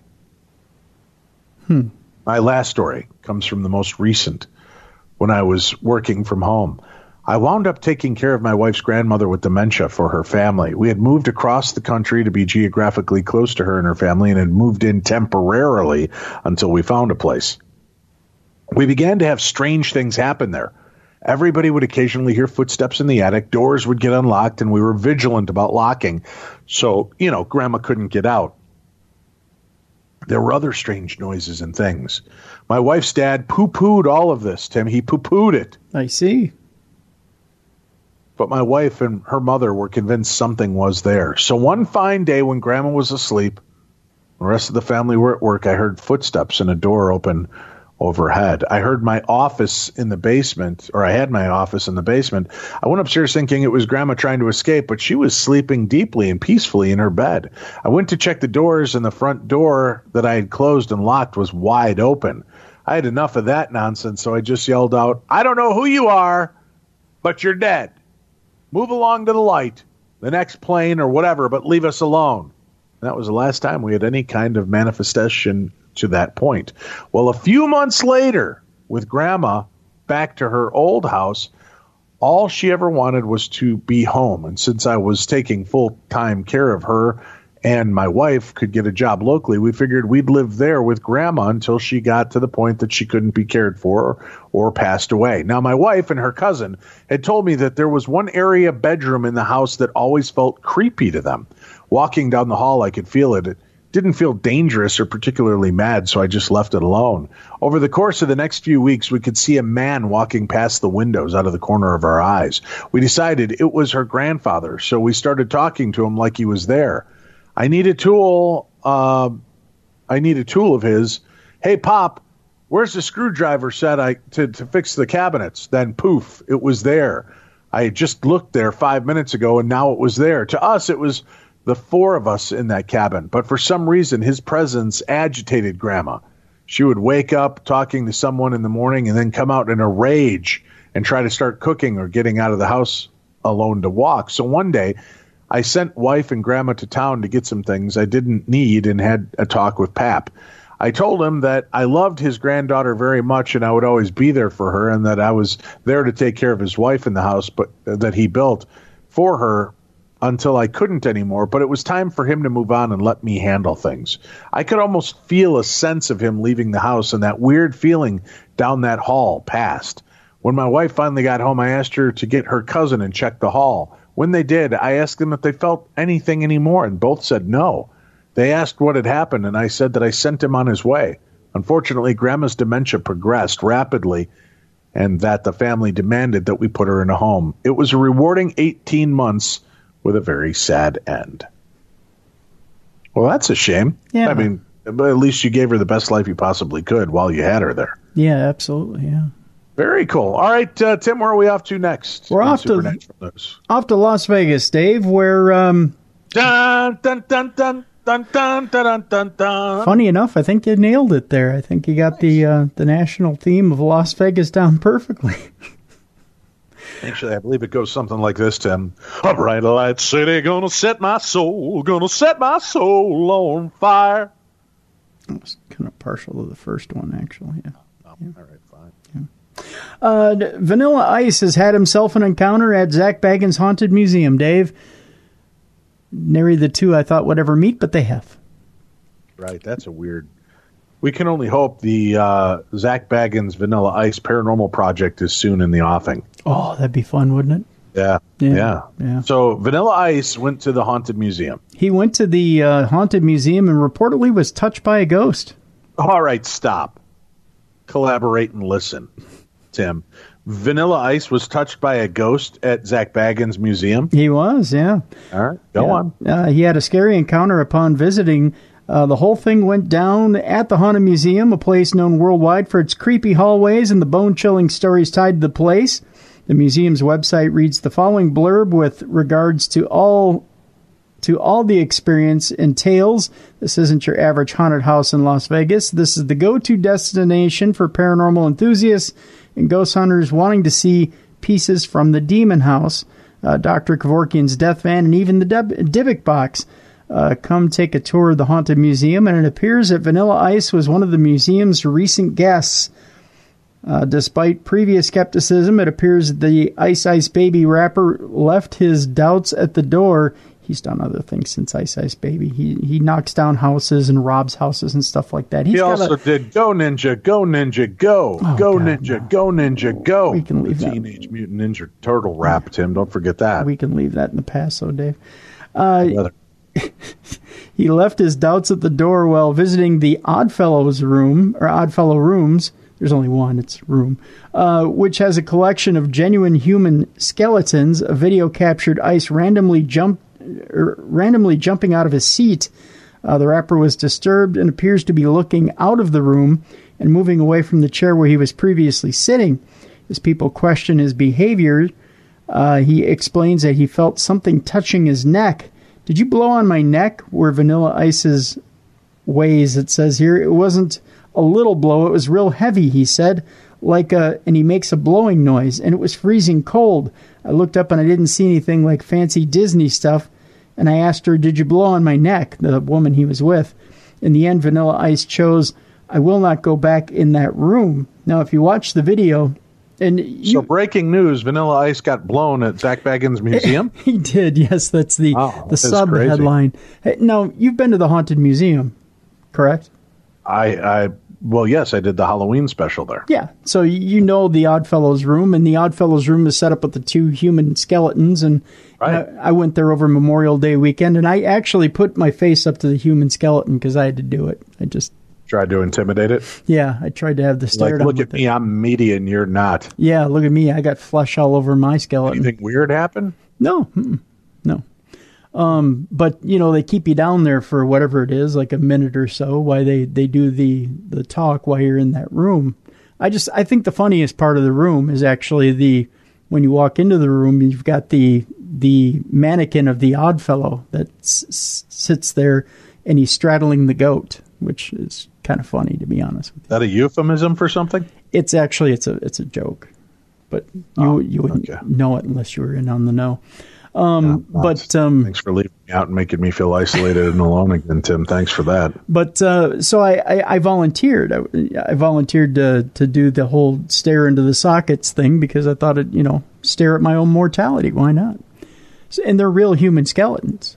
So, but I didn't feel anything. I didn't have anybody blowing on my neck or anything like that. And actually, Blue Meanie was sitting in that seat where Vanilla Ice was sitting, and he didn't have anything blow on his neck either. So, but I decided to go up and stare right. I mean, I was like nose to nose with the skeleton. I mean, you couldn't get like any closer, but it was kind of a cool experience. So, I thought it was kind of neat.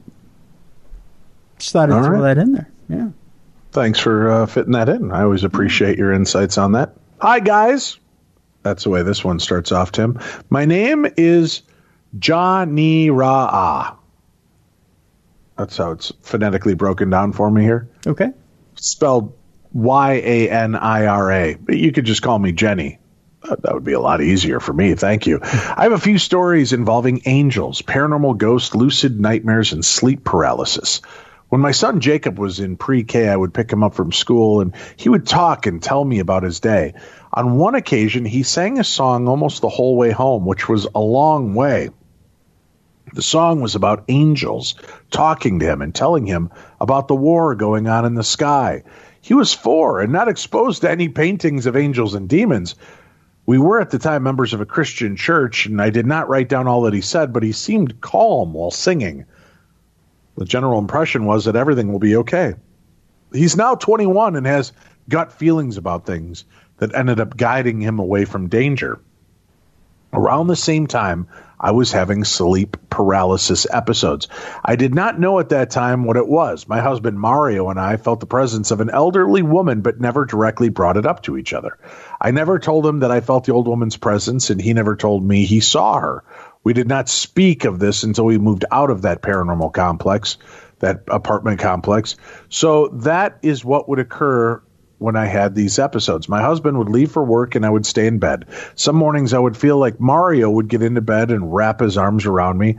I would then realize the time and try to turn over to talk to him and ask why he wasn't at work. I would not be able to talk, open my eyes, nor move. My brain was awake, but my body always felt like it was being held down by a malevolent force. I just knew it was that old lady, but I don't believe it really was an old lady. I believe it was something posing as the old lady. I hated those times that this would happen. I managed to wrestle free and yell, "Get off of me!" The episodes still happen sporadically, but I just pray and wait for my body to become fully awake. As for Mario seeing the old lady, he told me that he woke up one night and that the old lady was sitting at the foot of our bed with her back to us. She was wearing a white gown and had really long hair. Mario's mom had told me that her mom was buried in her wedding gown, so he just casually turned around and went back to bed. Yes, that's what he did. Definitely not what I would have done. And so I'm glad I've never seen a ghost straight on besides peripheral visions. Well, first of all, do me a favor. If you're having that much sleep paralysis, just go see a sleep specialist. Just get it checked out for medical conditions, because we do find that most sleep paralysis is a neurological issue. And please just go get it checked out. Just do that for your old pal Dave. A few other things that happened at this apartment complex. I say complex because we lived in more than one apartment over the years that we lived there. First, at night, Mario and I would feel like Jacob had crawled into bed with us and would jump all night long behind our backs. That we did talk and wonder why he was jumping up and down on the bed, but it happened alternately. Sometimes Mario would feel him and I didn't, and other times I did and Mario didn't. I don't know what to make of this, except that my husband always has the presence of a little boy around him. We don't know who the boy is. Jacob was playing in his room one day, which for some reason had a sliding door that led to the back patio, but it was not easy for him to open. He came from his room and asked me if the dark man was going to come back. I asked him where the man was, and he said in his room. I freaked out thinking someone got into his room and ran to the room to check and look around the room itself. The door was locked and no one was there.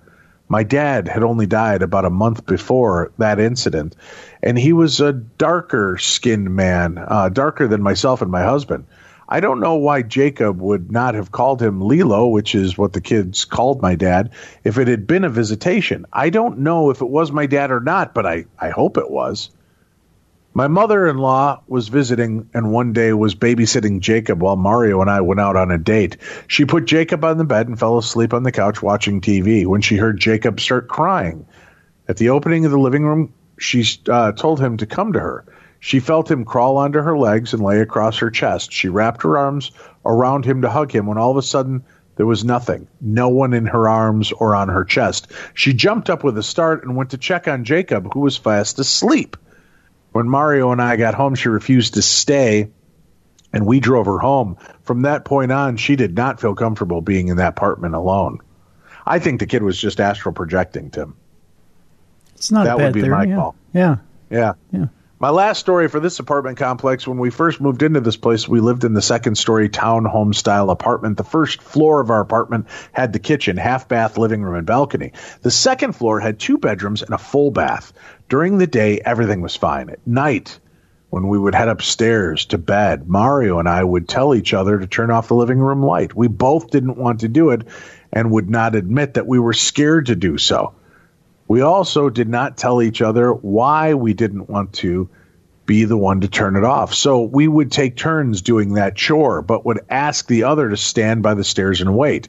So whoever's turn it was to turn the light off would run from the stairs to the living room, turn off the light, and then run back to the stairs where the other was waiting. Very silly. We both felt something was off about the living room and would not tell each other what it was. The living room light would leak water when it rained, but there was no leaks from the upstairs bathroom, which was directly above the living room. There was also no leaks from the roof above our apartment, which was sandwiched between 2 other apartments. I don't know why this happened. The light never shorted out, and there was never any electrical fires while we lived there. That's all I have for that place. Well, first of all, you might have a bigger issue if you and your husband are living in a house and not even talking to each other about what's bothering you. I might consider you open up to one another, Tim. This is the Dr. Phil in me. Oh, I see. Yeah. And don't get me wrong, Dr. Phil's never been in me, Tim. I'm just saying that I'm channeling Dr. Phil in this moment. Yeah. And you people might have a relationship complexity issue that needs to be resolved. That's all I'm going to say. Talk about it. Maybe in addressing it and talking together, this energy would go away. Maybe it's your apprehension, your anxiety that was causing this unease feeling. That would be my take. And, you know, the other thing I would have invested in for $19.99 at Walgreens at Christmas time, Tim? What's that? Clap on, clap off, clap on, clap off, the clapper. I would have put that down in the living room, clapped on, turned that light on and off, and I would have never gone down those stairs again without the light being on. That's a solid recommendation, my friend. Because here's the deal. If you got it set to the clapper and you're all like, lights go on, you start walking down the stairs and all of a sudden the lights go off, that goes to save you the rest of the travel. You just turn your ass around and go back to bed. Yep. Right? Right. Mm-hmm. Yeah. The little unknown boy has appeared at my husband now and again and has followed us wherever we move. I still have lucid nightmares here and there, and I'm somewhat able to prey on them. In our new apartment, I have followed a teenage boy into the basement thinking it was my youngest son, only to find out no one was there, Tim. No one was there! Not There's only good. one way in and out of the basement. I've also followed Jacob, my oldest, into the kitchen and waited for him to come out of the bathroom or half bathroom located past the kitchen. And while waiting, Jacob comes into the kitchen from the living room. So I don't know who I'm seeing or following, but the kids have said they have also seen someone, seeing someone when no one is there. Dave, don't be a tease. Give us Tim's number already. All right. Since you asked, 612. Whoa. What? Just because somebody says give us Tim's number already is not an excuse to give people Tim's number already. But Jenny's a fan. She's a friend of the show, and she wants it. She says, stop teasing, Tim. So what am I supposed to do? Tell her, piss off? I'm not going to give you Tim's phone number, which is 612. Dave, what? if she really wants it that bad, she'll email me. Okay. I love your podcast. Stay safe and healthy and doing what you do. A lot of podcast has helped me through some stuff, and I am grateful. Goodbye and thank you always. That comes from Jenny. Well, thank you, Jenny. We appreciate you taking the time to share those stories with us. Speaking of stories, there's more news to report, Tim. Where are we off to next?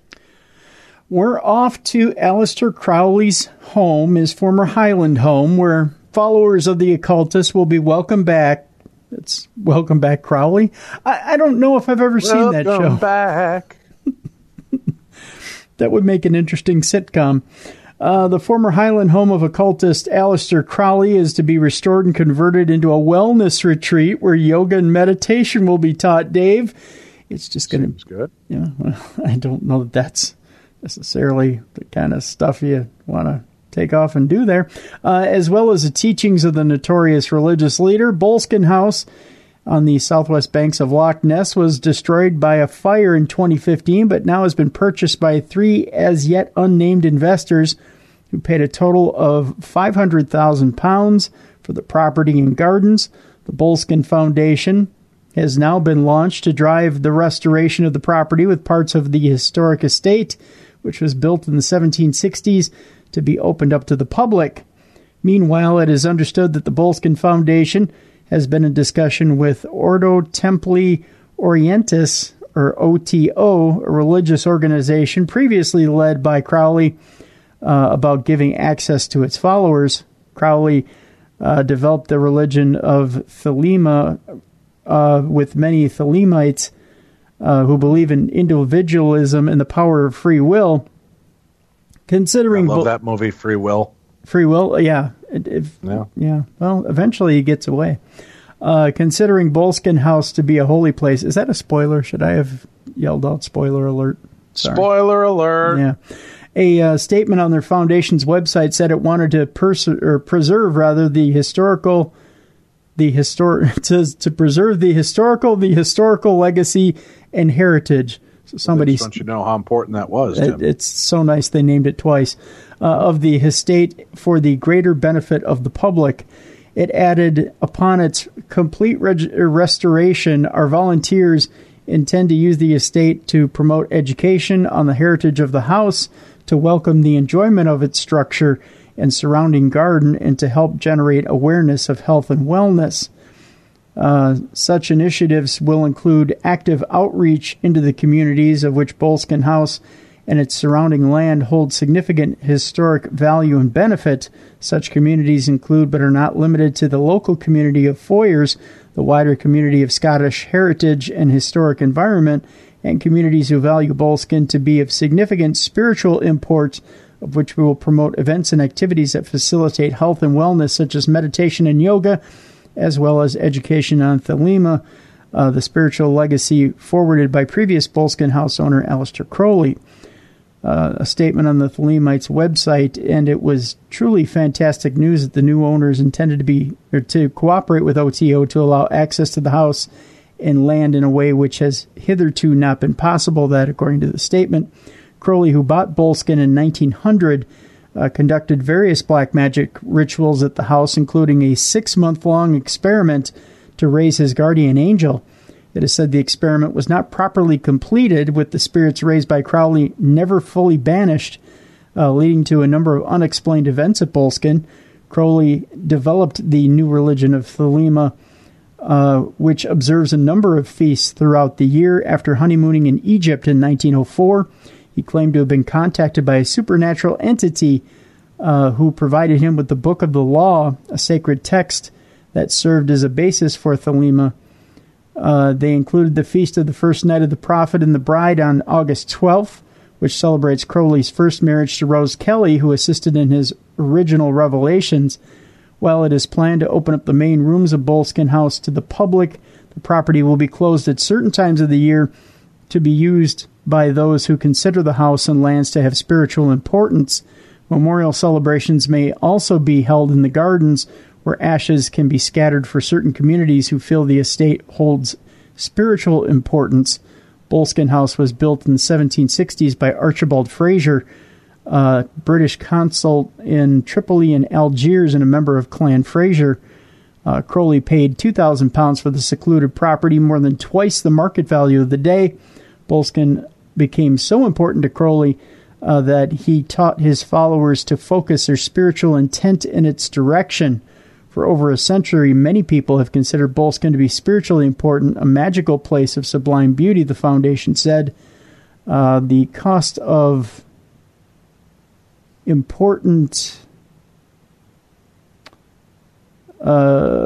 cost of restoring the building has been estimated at £730,000, with the foundation saying the revival of that's a lot. The cost of revival of Boleskine House will be a loss-making endeavor. Nevertheless, the buyers and volunteers of the project believe that Boleskine should be restored as a heritage landmark and open to the public so that its history, spirit, and legacy may be enjoyed for generations to come. That, according to the foundation. Boleskine House was bought by rock hero Jimmy Page, founder of Led Zeppelin, in 1970, although he seldom visited Boleskine, which was later sold and used as a bed and breakfast. A crowdfunder has been launched to support the restoration of the property, with a clearance weekend of the fire-damaged house organized for mid-August. Volunteers are expected to come from around the world for the event. So there you go. Hey, we are keeping New Orleans in our thoughts and prayers as they've been bracing for more and more damage, rain and storms. So please, for those of you in the rest of the United States and around the world, just keep Louisiana and New Orleans in your thoughts and prayers for protection and the least amount of damage possible. That's all we can ask.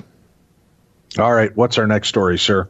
Well, speaking of homes being purchased, Dave, the couple that purchased the home from The Conjuring recently claims that strange things keep happening at the home in what might be just one of the craziest real estate purchases of 2019. According to the Sun Journal, an adventurous couple from Mexico, Maine, didn't know that was a place, has just purchased the real-life house that inspired the insane horror movie The Conjuring. The Conjuring horror film series is based on the true story of the Perron family, who lived in the Harrisville, Rhode Island home in the 1970s, and Ed and Lorraine Warren, the famous paranormal experts. After her husband's passing, Lorraine went on to be a major consultant for the film, as well as for the following prequels and sequels, making its premise eerily legitimate. In an interview with USA Today, Andrea Perron, the oldest of the 5 Perron daughters who lived in the home until 1980, still stands by her claim that evil spirits lived in the house with the family. In the same interview, Lorraine Warren speaks about the time she spent at the Harrisville farmhouse, including a seance that was performed. The things that went on there were just so incredibly frightening, Lorraine said. It still affects me to talk about it today. I thought I was going to pass out, Andrea said about the experience. My mother began to speak in a language not of this world, in a voice not her own. Her chair levitated, and she was thrown across the room. The couple who recently bought the haunted home said they've had their fair share of strange experiences as well, but luckily no seances have occurred there, at least not yet. We had doors opening, footsteps, and knocks. Corey Heinzen, the new owner, said to the Sun Journal, I've had a hard time staying there by myself. I don't have the feeling of anything evil, but it's very busy. You can tell there's a lot of things going on in the house. This whole journey has been both scary for many reasons other than paranormal and exciting all at once, Jennifer Heinzen said. I love that we have the opportunity to share the home with others. If the paranormal is your cup of tea, the couple said they plan to open up their new digs to horror tourists and investigators later this year after they perform an extensive renovation. But don't worry, they still plan to preserve the home and the story of the conjuring that comes with it. Very weird. So they're already having activity, huh? Yep, it's already going on. Hello, Dave and Tim. How are you guys? Well, I'm good. Thanks for asking. How about you, Tim? Not too shabby. I've been a fan of the show for years, and I thought I'd share this story. I'd like to start off by saying that I am, in fact, a skeptic, but this is something I've never been able to rationalize or explain away. I'm currently serving member of the Royal Canadian Navy and posted to Halifax, Nova Scotia. This happened back in June of 2015. Usually when anyone is posted to a ship and you're not sailing, they live in their own apartments or houses in the surrounding area. The exception to this would be about once or twice a month, depending on the rotation. You spend the night on the ship as a member of the duty watch. She said duty. To respond to any emergencies that may occur on the ships currently in port, such as a fire or flood. Well, this happened during one of those watches. Depending on your trade specialization, you'll be assigned to a role of the duty watch, for example. The technical trades are assigned as a position in the machinery control room and work as a roundsman, keeping an eye on all the machinery spaces on board. If you're in an operations or logistics trade, you'll be assigned the role of quartermaster or brow watchkeeper, which was my position. Brow watchkeeper are responsible for, among other things, checking the ID of everyone who boards the ship and maintaining and making all the routine and emergency announcements or pipes and answering the phones. We are stationed in a little shack on the flight deck 24 hours a day with 3 people working in shifts. Since I was only an able seaman at the time and one of the lowest ranks on the duty watch, I was given the worst shift blocks, 1200 to 1600 and 0 to 400, but I have gotten used to it by now anyway. The day went by pretty typically with nothing out of the ordinary. It wasn't until I got up for my midnight shift that something weird started to happen that I can't rightfully explain. I did my turnover with the guy I was replacing at about 23:45, and after shooting the shit a little bit and saying goodnight, he left and went down below to get some sleep. I proceeded to finish my routine checks and make sure everything was secured away. It was about 1 o'clock in the morning when I finished, and I settled in for a boring 3 hours. I started playing The Simpsons Tapped Out on my phone, which wasn't technically allowed, but as long as you can still see the brow and no one really says anything about the right guy or the night guy being on his phone, it's okay. Now, it was about 1:20 when the internal phone rang in my shack. Bring. Brow quartermaster, how can I help you? It was the guy down on third deck working in the machinery control room. He said, "Hey, man, I think I see someone on the jetty. You should probably have a look." To clarify, the ship has CCTV cameras, and one of them points out towards the jetty and the bow of the ship, which I can see from where I am unless I lean over, or I can't see from where I am unless I lean over the side. I said, "Yeah, sure." We had a visiting Dutch ship in port and was getting close to the time. The bars closed and just assumed someone had lost their way on their way back. So I grabbed my flashlight and I stood out on the brow, pointing up and down the jetty. I couldn't see anyone. The guy currently working in the MCR was known to be a little odd, and I figured he probably just saw a rat or a raccoon. I got back on the phone and say, "Yeah, there's no one there, man. Probably just an animal or something." He says, "Yeah, you're probably right. Just weird shit, though." I hung up and went back to my game. Not 15 minutes later, the phone rings again. "Hey, I swear there's someone there by the electrical box. I can see him on the camera." I said, "Okay, I'll go check again." Again, I shone my flashlight up and down the jetty and said, "Hello?" But there was no response, no movement, and nothing was by the electrical box. "Man, you're seeing things. There's nothing there. I'll keep an eye out, though." Since it was a warm night, we had the hangar bay door open. I went in there and turned on the CCTV feed, which I can somewhat see from the flight deck. There's a feed that goes into the brow shack, too, but for some reason it hasn't been working for a few weeks. It's almost 2 o'clock in the morning now, and things started to get typical quiet nighttime stuff. The sound of the AC going on and stretching of the ropes and netting. At about 3:15, the phone rings again. except this time it's the external phone. I don't know why that would be the sound of the external phone to me, Tim, but it is. It's a good differentiated type of ring. I like it. Good morning, USS Enterprise. Sorry, I'd like to keep the ship private, so I'll just use that name. How can I help you? Hey, it's the quartermaster on the USS Kipper. I think I can see someone walking around your jetty by your bow. The ships were positioned in an L shape around a building, so I could see their bow and they could see mine, but we couldn't see each other. I said, no way. The guy in the MCR is saying the same thing. I quickly ran into the hangar to look at the CCTV feed that was pointed at the bow, and I kid you not, there was nothing there.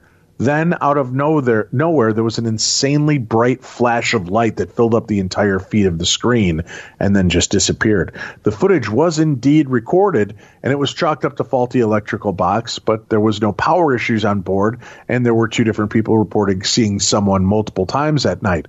This is a secure base. No one is just going to be walking around at night, not responding to anyone when called out. That's what really gets me, though, is that during the times the other sailors reported someone, the footage jumps. Only the flash was caught on CCTV. Like I said, I'm a skeptic, but just such an odd experience and haven't been able to explain it. Anyway, thank you for your show and taking the time to read this. I can't wait to listen again. All my best. That comes from David. Thank you, David. Weird story. Very much so. All right, where are we off to next? Well, Robbie Williams is almost always in supernatural news, and he's made it yet again, Dave. This time, kind of an unfortunate story. A story about him almost committing suicide while living in a house he thought he was haunted, and unfortunately, he was a little coked up at the time, Dave. It's kind of a melee, so to speak. Robbie nose candy load, yep. Yeah, you said it, I didn't. Robbie Williams' heavy drug taking almost drove the pop star to suicide after becoming freaked out by what he thought was a haunted house.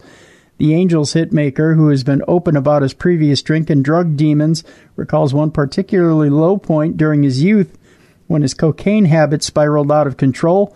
It made him paranoid about paranormal activity while he was living with a former girlfriend in Primrose Hill, London. Instantly, I picked up on it, the house being weird and dark and having an energy, he told presenter Joe Wood on her Alien Nation podcast. The first time it manifested itself as something physical, the ghetto blaster or boombox came on. I was doing a lot of coke at the time. I would be in the house but hear footsteps go up the stairs. It got progressively worse. His girlfriend at the time thought it was her granddad.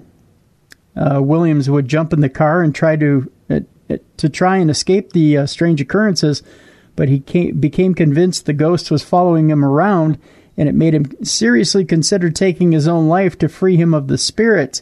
He said, I would get in the car, and whatever it was would jump in the back seat, he continued. 2 months in, I couldn't deal with it anymore.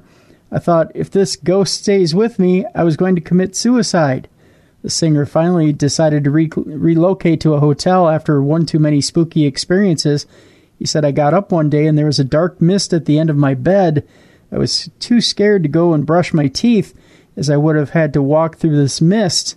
I just said to my girlfriend at the time, I'm going now. Are you going to come with me? We went to the Swiss Cottage Marriott Hotel. Williams was finally able to shake the ghostly feeling and even told the label representative just how close he had come to ending his life over the scary presence, which had seemingly manifested itself whenever he went on a coke binge. I was speaking to my A&R, artist and repertoire guy, and I was explaining to him about what had happened, and I said rather dramatically, if it had stayed with me, I would have had to kill myself. Williams ended up kicking his substance abuse habit after seeking treatment and rehab in 2007 and has since become a father of 3 with his wife, actress Ida Field. There you go. Well, we're glad you're still with us, Robbie, you coked out freak. Hi, Dave and Time. Time after time? Hi, Dave and Time. First, I will start off with this. Even though my dad is an amazing man, he was an alcoholic, or he is an alcoholic. He has been an alcoholic since before I was born. He has been sober for 17 years. That is the age of my eldest child, and I've always been super proud of him for not letting my children see him inebriated. You've mentioned several times in your show how families with alcohol or other issues tend to have more paranormal activity. That may have been the case for us when we were younger. However, I know the capability of more, but refuse to let it come through. However, if I spoke with Ms. Bodine and Ms. Grace, I may work on it some more. I have bought Mrs. Bodine's book for my daughter, and I'm super skeptical about opening it. Well, you never have to be skeptical about getting a book from Echo Bodine. She's very educational and I think a beautiful source of light when it comes to educating people on abilities.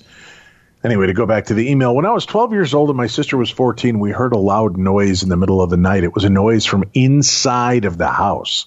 My room was upstairs across the hall from my parents, and when we heard the noise, my dad came out of his room and met me at the top of the stairs. I followed him around the house as he investigated every window and door. We heard a faint noise come from the bottom floor. I found what the noise was. My sister had walked into a hallway to find a broken glass everywhere. The long mirror in our bathroom over the counter and sink had broken in pieces into the hallway outside the bathroom door. We were flabbergasted at what had happened, and we could not find any reasonable explanation on how or why this occurred. In this home, we saw many shadow people. Our dogs reacted to things we could not see, and we heard parties going on in our home multiple occasions. These incidents happened on several occasions. My parents would occasionally see a young girl sitting at the top of the stairs with our dog. My parents said that they thought it was the neighbors having a party, and it echoed through our chimney. Really? We lived in a suburban neighborhood, and our neighbors did not have parties, more than we did when our parents were gone. I looked on the website Dead in House and did not find any information. I don't live far from where we grew up and could easily ask the owners or renters if they have had similar events. However, as I stated, we were teens and grew up in a somewhat dysfunctional home, but it wasn't that bad at all, and that comes from Georgia. Diedinhouse.com, by the way, is the name of the place. Diedinhouse.com. You can check that information out if you do have a story or a haunting situation and you want to see if you can get any information about your house. Check out diedinhouse.com. Georgia has another story, but I'll defer to you for the next news story first, Tim. All right. The Jim Gaffigan movie Light from Light is getting closer to a theater near you. Light from Light is the Knoxville filmed movie starring Jim Gaffigan. It's one step closer to being released in theaters. The paranormal drama film got a distributor, Grasshopper Film, and the plan is for it to be released in theaters nationwide this fall. That, according to Deadline. Light from Light was filmed in Knoxville, Tennessee in 2018 at Strongstock Farm and in the Smoky Mountains. Knoxville native Paul Harrell, who is an associate professor in cinema studies at the University of Tennessee, served as its director. The film premiered at the Sundance Film Festival, which took place in January and February in the festival's next category. The film stars Gaffigan alongside Marin Ireland, who portray main characters Richard and Sheila, respectively. The two forge a bond when Sheila, a single mom and paranormal investigator, looks into a haunting at an East Tennessee farm home. Following her lifelong interest in the paranormal, Sheila is asked to investigate a potential haunting at a Tennessee farmhouse. There she meets Richard, played by Jim Gaffigan, a widower who thinks his recently departed wife may still be with him. The investigation that ensues, which eventually includes Sheila's son Owen and his classmate Lucy, forces them to reckon with the direction their lives have taken. Light from Light also stars Josh Wiggins and Athena Frizzell. It's produced by Handmaid's Tale star Elizabeth Moss, Sailor Bear, James M. Johnston, Toby Hallbrooks, Kelly Williams, Tim Headington, and Teresa Steele. That, according to Deadline. David Lowery and Jonathan Duffy served as Light from Light's executive producers, and Amy Hubbard and Michael Mobley worked as co-producers on the movie. So far, Light from Light has an 88% rating from movie review aggregator Rotten Tomatoes. That's based on 16 reviews from critics who mostly praise the film. The Hollywood Reporter writer David Rooney starts off his review mentioning the setting of the Smoky Mountains. The fog that cloaks the Great Smoky Mountains lends palpable atmosphere to Light from Light, an unconventional ghost story that eschews horror trappings in favor of subdued spiritual and emotional intensity, writes Rooney. Both Rooney and the Rap's Elizabeth Weitzman praise Ireland and Gaffigan's performances in Light from Light.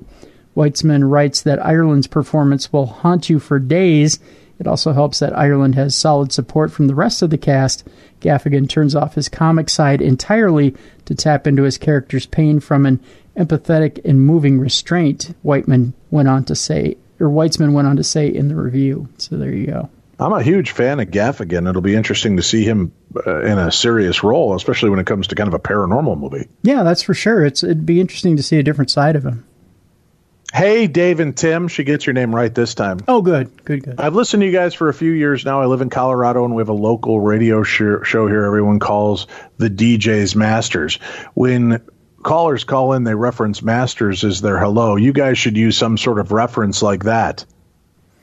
I don't think so. I kind of just like being Dave and Tim, or Time. Or Time. Dave and Time, yeah. Anyway, I have learned a ton from listening to your segments and have thought about sharing for a long time. I, like so many other listeners, have been hesitant to share due to being scared of having further phenomena occur. First, let me begin by saying I had unexplained events as long as I can remember. When I became a mother, it frightened me more, and I started saying, not only in my head, but also as a whisper frequently, "You are not welcome here. Please leave," which I learned from your show. I told my children when they had similar incidents to recite the same verbiage. My experiences started when I was young. The first one I can remember was before I started kindergarten. I've always known that I was empathetic and able to reach other unworldly things. I just didn't realize what that meant. I was maybe 5 when my sister had a girlfriend stay the night. Her mom had recently committed suicide. I wasn't super welcoming to her friend, as my sister was my best friend and I was missing her. I wasn't super nice, but not mean either. I accidentally shut her friend's finger in her front door. I felt awful. It was not malicious, but I also don't remember shutting the door like that. Stuff happens, and we were kids. I was extremely apologetic. The girl did not like me, and I left them alone the rest of the weekend. One more tidbit. This weekend, our parents had a few cats. My dad's favorite cat that we had for many years disappeared the same weekend, which is crucial to this story. The weekend ended, and I was used to sleeping in bed with my sister, even though I had my own room across the hall from her. For the first time since we lived in our house, we slept in my bed. Why? We had popple sheets and Smurf pillowcases, which we had already heard urban legends about them coming to life and killing us. Obviously, we were 80s kids. Anyway, after falling asleep in my bed, my sister next to me, I was awoken by nothing, or so I thought. I opened my eyes and lay there for a few seconds when I look at a very small vanity in my room, and there's my cat's head spinning in circles on my vanity. I was so frightened I couldn't move or scream. I'm not even sure I am actually seeing what I see. I stay quiet and grasp my blanket a little tighter. I close my eyes for a second, and the head is gone. I look over to the hallway where not only did I have a clear view, but my loving mother paid the extra few bucks a month to leave the hallway light on for us every night. As I stare into the hallway, my sister's girlfriend comes walking into the hallway holding a fork. I'm amazed and horrified that she is walking towards my bed slowly. She quietly tells me, "Don't worry, I won't hurt you." I'm beyond horrified as she reaches the end of my bed and raises the fork above her head. I kick my sister as hard as I can muster and close my eyes, only for a second. My sister startles, readjusts, and falls right back to sleep. "No, please, sissy, I need you," is all I can think. I want to puke and scream and run, and all I can do is lay there and look around. The girl is gone, thank goodness. I look up from my dresser, and lo and behold, my cat's head is spinning around and around. I can't bear it anymore. I scream for my mom and wake my sister. "Ah, wake up, wake up!" My mom comes running down the stairs, and I see nothing crazy anymore. My mom calms me down, and she had just run down the stairs quickly. We walk across the hall to my sister's room and lay down in her bed. I'm still shaken up as I look in the hallway. There is a white sheet hanging partially off a shelf in a linen closet in the hallway, with a smirk that looks like a hand-drawn face laughing at me. I scream. I'm explaining what I see to my mom and sister, and neither one can see it. I was awake the entire night. I know what I saw and how I felt. I did not have a fever of any type or mental illness. I've had quite a few other events happen in my life that my sister, mother, and father and daughter were either witness to or involved in some way. I'll send you those emails in the future. I love listening to you guys. I miss Paranormal Days with all the stories as they make me realize mine are super legit. Loyal listener and fan, part of the Darkness Army. I would be happy to record my story for your segment, Georgia. Well, then, Georgia, pick up the phone and give us a call, 651-300-4977. That's 651-300-4977. But tell us a different story now that we've already read two of yours. All right, Tim, what's our final story? Final story has to do with, and here's a valuable lesson, Dave. Don't ever go on a ghost hunt thinking you're getting away scot-free with this stuff. Because ghosts like to fight. Okay. Especially if they're drunk. I don't know that this one was drunk, but they like to fight. Just saying. A creepy spirit kicks a woman and makes her leg go numb in a Fort Paul tunnel ghost hunt. So don't fight them in a tunnel, because evidently they feel like they're backed up to a wall. Give them plenty of room, if you would. Just a little tip from me to you. Whether or not you believe in things that go bump in the night, it's undeniable that there is certainly a lot of interest around all things spooky. There are plenty of haunted places to visit in Hull and East Yorkshire, and with historic tales of tragedy and gore, the stories alone are enough to make the hairs on the back of your neck stand up. Unless you shave them, then you don't have any hairs there, but you get the idea. With no shortage of scary activities to join in and around the city, Hull Live decided to get involved in one of them to find out why such events are so popular. Hull Live reporter Anna Riley popped along to an event at Fort Paul in June where paranormal investigators were joined by members of the public for an interactive ghost hunt run by the company Ghost Hunters. I smell copyright infringement. Just saying. The site at Fort Paul was built in 1542, is famed for being Yorkshire's only remaining Napoleonic fortress, and is located just outside the village of Paul in East Yorkshire. But as well as being famous for its history, the site is known for its spooky past. A big advertising point of the Fort Paul ghost hunt was visitors would be able to get their hands on with experiments in a bid to seek out unusual occurrences for which the fort is famed, and organizers promised an interactive evening. Fort Paul, once a strong protection fortress on the Humber estuary, protecting any enemy attacks during World War I and World War II, reads the Ghost Hunters website. Today, the mighty fortress is a museum housing some great artifacts, but is also keeping trapped souls within. Various reports have revealed strange shadows, noises, powerful activity, and not to forget the spirits still traveling within the train carriage situated on the grounds. Are you brave enough to come and join our team and witness some activity for yourself, the website says? Well, as well as the use of paranormal equipment, guests on the tour were shown haunted items in a box that they were invited to touch and even wear. At the beginning of the evening, after all 23 people signed a disclaimer, they were shown a doll from the 1920s and told lots of phenomena were alleged to happen around the doll. The other item was a 1944 Second World War British Army gas mask that would have been worn by a soldier who may have tragically died wearing it. The format of the evening went as follows. They were first introduced to the group who would be leading the ghost hunt. The team have been together for more than 15 years and is made up of two paranormal investigators, Mick and Nikki, and two mediums named Jenny and Lynn. The group leader, Nikki, told them that there would be 3 vigils throughout the evening to try and find any spooky activity, with the group staying together at first and then being split into 2 later on during the visits inside the plane and train at the fort. Paranormal investigation gets extremely emotional, so there could be a few tears. Let it all out and we will get to know one another, said Nikki.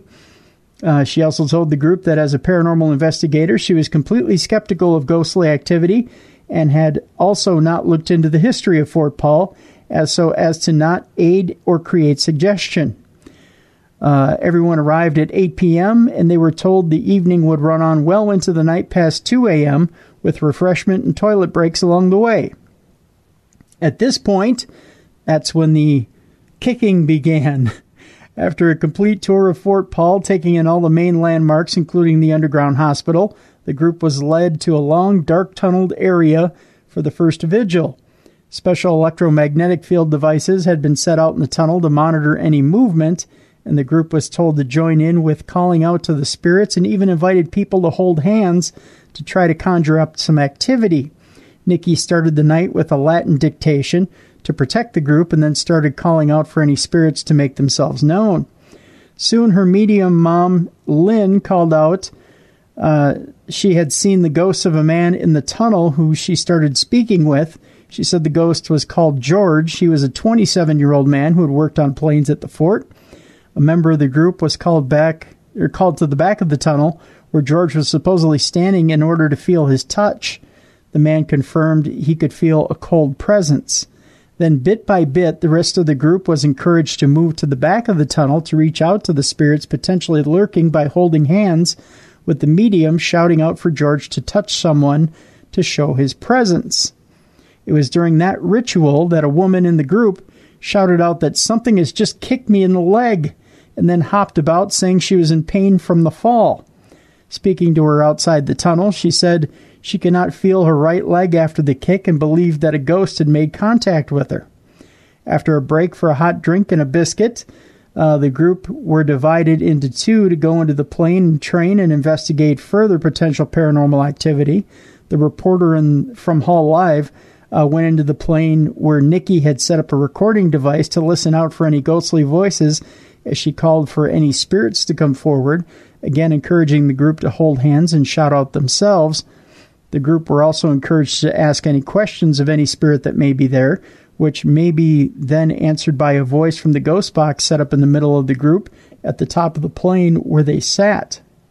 The noise coming from the box sounded very much like static, and they could not detect any words coming through, but another member of the group said they heard a name called when they asked a question.